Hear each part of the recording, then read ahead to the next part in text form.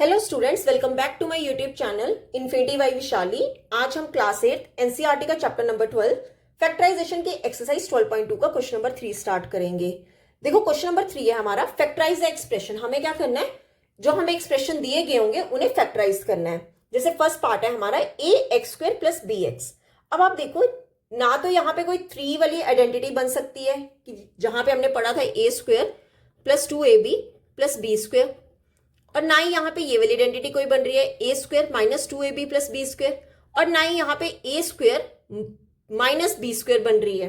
ठीक है, क्यों? एक तो बीच में प्लस है, दूसरा ना तो ये एक्स स्क्वायर तो बन रहा है पर ये ए का कुछ नहीं बन रहा, और ना ही यहाँ पे बी एक्स का बन रहा है। तो आपने इस तरह के क्वेश्चन कैसे करने होते हैं, आपने देखना है कि यहाँ पे क्या कुछ कॉमन निकल रहा है। ठीक है, अगर कॉमन निकल रहा है तो हम सबसे पहले क्या करेंगे, कॉमन निकालेंगे। अब देखो a x square plus b x में से क्या कॉमन निकल रहा है, एक्स कॉमन निकल रहा है। ठीक है, तो हम ए एक्स स्क्वायर को कैसे लिख सकते हैं, ए मल्टीपल एक्स कितने टाइम्स है, 2 टाइम्स है, एक्स मल्टीपल एक्स। ठीक है, अब देखो एक एक्स हमने क्या निकाल दिया, कॉमन निकाल दिया, रिमेनिंग क्या बचा है ए एक्स, उसे कहां लिख देंगे, ब्रैकेट में, प्लस यहां से एक्स कॉमन निकाल दिया, यहां पे रिमेनिंग क्या बचा, बी। तो हमारा आंसर क्या हो जाएगा, एक्स इंटू ए एक्स प्लस बी। ये क्या हो गया हमारा आंसर। इससे आगे ज्यादा सॉल्व नहीं हो सकता। क्लियर? तो ये था हमारा फर्स्ट पार्ट। अब देख लेते हैं सेकंड पार्ट। देखो सेकंड पार्ट है 7p square plus 21q square. देखो प्लस वाला तो कोई फॉर्मूला नहीं होता, दूसरा ना तो 7 किसी का स्क्वायर है ना तो 21 किसी का स्क्वायर है, तो हम यहां पे क्या कर सकते हैं, कॉमन निकाल सकते हैं। देखो 7p स्क्वायर को आप कैसे लिख सकते हो, 7 मल्टीपल p, और 21 को कैसे लिख सकते हो, 7 मल्टीपल 3 मल्टीपल q। अब निकाल लेते हैं कॉमन। दोनों जगह क्या कॉमन आ रहा है, 7 कॉमन आ रहा है, 7 के अलावा कुछ भी कॉमन नहीं आ रहा। जो कॉमन नहीं आ रहा उसे लिख दो ब्रैकेट में, क्या आ जाएगा यहाँ पे p मल्टीपल p, और यहाँ पे क्या आ जाएगा 3 मल्टीपल q। ठीक है, तो ये कितना हो जाएगा 7 टाइम्स p की पावर 2। क्यों? क्योंकि p कितने हैं, 2 है, प्लस 3q का स्क्वायर, q भी कितने हैं, 2 है, तो इसका आंसर क्या हो जाएगा 7 times p square plus 3q square. अब देख लेते हैं थर्ड पार्ट। देखो थर्ड पार्ट है A M square plus B M square plus B N square plus A N square. अब आप देखो यहां पे अगर मैं क्या करूं, एम स्क्वायर और एम स्क्वायर वाली वैल्यूज इकट्ठी कर लूं और एन स्क्वायर और एन स्क्वायर वाली इकट्ठी कर लूं, तो यहां पर क्या कॉमन आ रहा है, एम स्क्वायर कॉमन आ रहा है, ब्रैकेट में क्या आएगा ए प्लस बी। ठीक है, सिमिलरली यहां पे बी एन स्क्वायर और ए एन स्क्वायर में क्या कॉमन आ रहा है, एन स्क्वायर कॉमन आ रहा है, यहां पे क्या रिमेनिंग रह गया बी, और यहां पर क्या रह गया ए। अब देखो यहां पर मैं 1 प्लस 2 देखो वो कितना होता है 3, तो 2 प्लस 1 भी कितना होगा 3। सिमिलरली जो a प्लस बी है वो किसके इक्वल होगा, b प्लस ए, दोनों क्या होंगे आपस में इक्वल। तो इसको हम कैसे लिख सकते हैं, m square into a plus b plus N square, b plus a को हम ए प्लस बी भी लिख सकते हैं अगर क्या हो रहे हैं 2 प्लस हो रहे हैं। अब देखो a प्लस बी और a प्लस बी क्या आ रहा है, कॉमन, उसे निकाल लो कॉमन। अब जो रह गया वो लिख दो ब्रैकेट में, a प्लस बी यहां पर कॉमन निकाल लिया तो यहां पे क्या रह गया एम स्क्वायर, प्लस अगेन यहाँ पे a प्लस बी कॉमन निकाल लिया तो यहाँ पे क्या रह गया एन स्क्वायर। तो इसका आंसर क्या हो जाएगा a plus B into M square plus N square.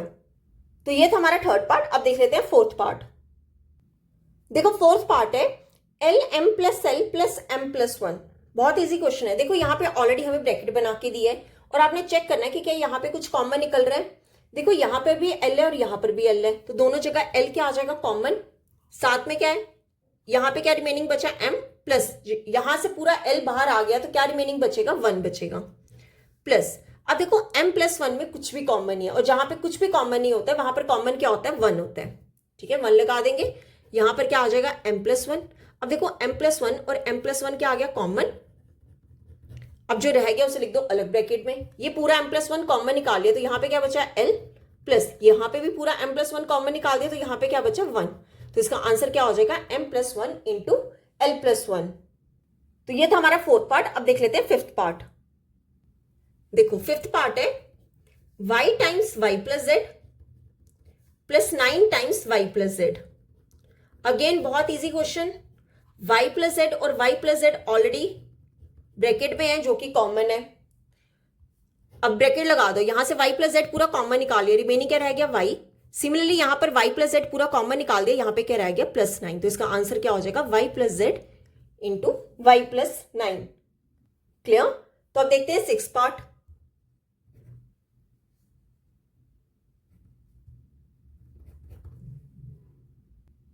देखो 6 पार्ट है, 2x का cube plus 2xy square plus 2xz square. ठीक है, अब आप देखो यहां पे क्या कॉमन निकल सकता है। अब इन तीनों में 2 क्या आ रहा है कॉमन। ठीक है, अब देखो यहां पर भी एक x है, यहां पर भी एक x है और यहां पर भी एक x है, मतलब एक x तो कॉमन आ रहा है। मिनिमम पावर कितना है, 1 आ रही है, तो आपने 1 पावर क्या निकाल देनी है बाहर। अब देखो 3 में से 1 आपने बाहर निकाल दिया, रिमेनिंग क्या रह जाएंगे 2। ठीक है, 1 सब्ट्रैक्ट कर दो। सिमिलरली यहां पे 2x पूरा कॉमन निकालिए, रिमेनिंग क्या रह गया y स्क्वेयर, फिर क्या है प्लस, अगेन यहाँ पे 2x पूरा कॉमन निकाल लिया, तो रिमेनिंग क्या रह गया z स्क्वेयर। तो इसका आंसर क्या हो जाएगा 2x into X square plus Y square plus z square. Clear, ये था हमारा 6 पार्ट। अब देख लेते हैं 7th पार्ट। देखो 7th पार्ट है 5y square minus 20y minus 8z plus 2yz। ठीक है, अब आप देखो अगर मैं 2 का पेयर्स बना लूं, जो हमने रीग्रुपिंग टर्म्स पढ़ा था वैसे ही करेंगे। ठीक है, 5y स्क्वायर माइनस 20y इकट्ठा ले लो और माइनस 8z प्लस 2yz क्या कर लो, इकट्ठा कर लो।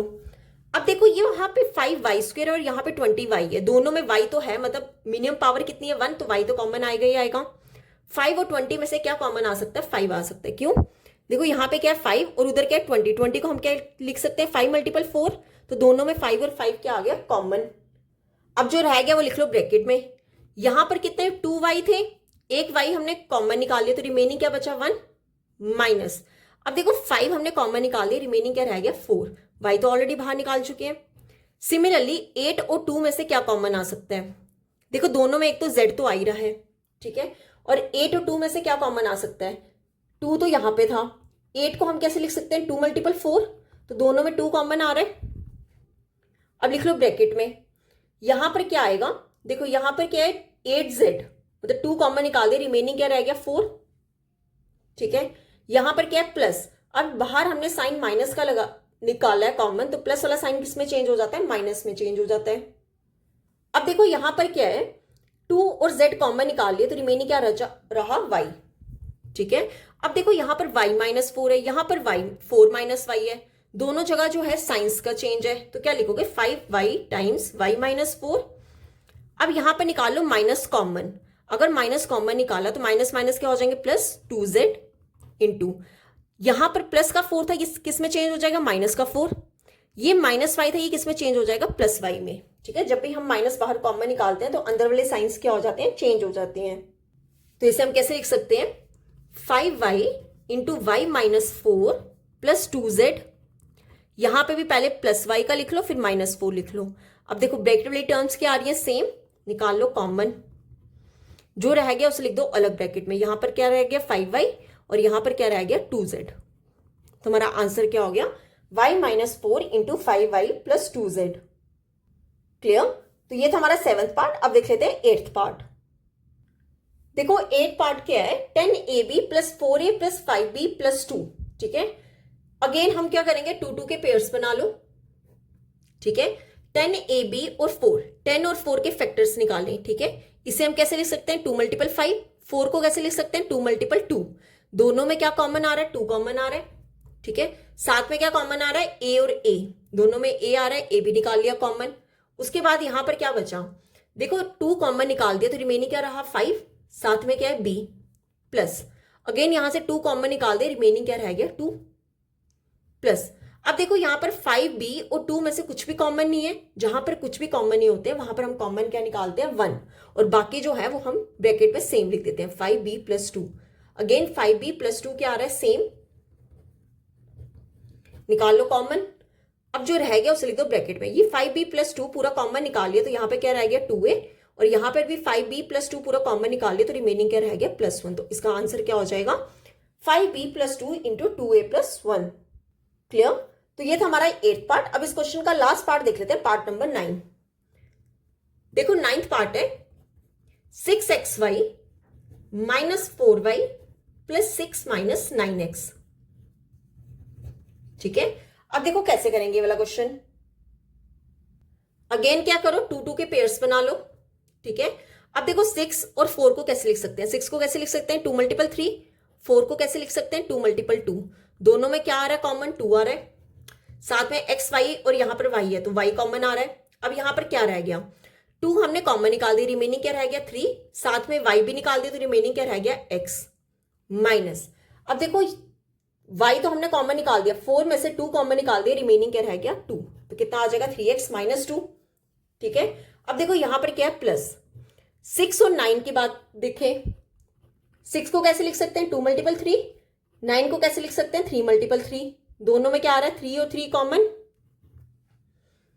और यहां पर क्या रह गया 3 कॉमन निकाल दिया, रिमेनिंग क्या रह गया 2 माइनस, यहां से भी 3 कॉमन निकालिए, रिमेनिंग क्या रह गया 3, साथ में क्या है x। अब आप देखो ब्रैकेट वाली जो है वो सेम है, पर बस साइंस का चेंज है कि यहां पर प्लस का 3x है, यहां पर माइनस का 3x है, यहां पर -2 है, यहां पे +2 है, तो हम यहां पे क्या करेंगे माइनस साइन कॉमन निकाल लेंगे, इसको वैसे लिख लो 2y into 3x minus 2, minus हमने साइन चेंज कर दिया, तो ये +2 किस में चेंज हो जाएगा माइनस में, और ये -3x प्लस किस में चेंज हो जाएगा प्लस का 3x में। अब देखो इसे मैं कैसे लिख सकती हूँ 3x माइनस 2 -3, ये 3x प्लस वाला पहले लिख लो, ये -2 लिख लो बाद में, दोनों क्या आ रहे हैं ब्रैकेट वाली सेम आ रही है, इन्हें निकाल लो कॉमन, जो रह गया उसे लिख दो अलग ब्रैकेट में, यहां पर क्या रह गया 2y और यहां पर क्या रह गया -3, इसका आंसर क्या हो जाएगा 3x minus 2 into 2y minus 3। Clear? Okay, तो यहां पे होता है हमारा क्वेश्चन नंबर 3 कंप्लीट। आज हम यहीं तक ही करेंगे, नेक्स्ट लेक्चर में हम स्टार्ट करेंगे क्वेश्चन नंबर 4 से। अगर यहां तक आपको कोई भी डाउट होगा तो आप मेरे से कमेंट्स में पूछ सकते हो। आई होप आपको वीडियो अच्छी लगी होगी। अगर आपको वीडियो अच्छी लगी है तो please like share and subscribe my channel. Thank you.